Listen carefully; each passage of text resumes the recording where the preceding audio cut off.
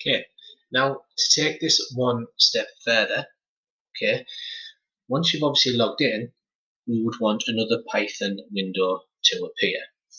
Now to do this, okay, quite easy. My window is called window. Remember, you can call these whatever you would like to obviously make it more appropriate for your program. So you might want to call this home or login. Okay, so if you have multiple windows, depending on what you've called it.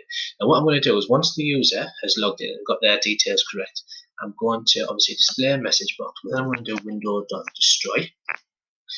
And this is telling it to close this particular window, and then I would use import, and then here I would just call the name of my second Python or my next Python window that I would want it to open.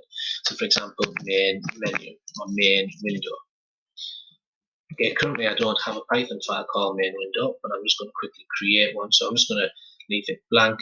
Actually, and all I'll get it to do is print blank window. Save this as main window. So what I'm going to do is I'm going to run this. Again, I'm going to type in admin password.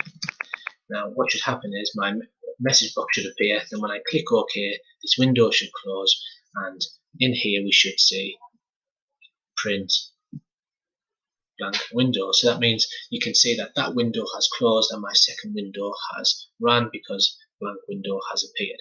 Now if you imagine I had another window which was set up as Tkinter and a GUI, a menu system for example, or a second window, that window would then close and then that window would appear.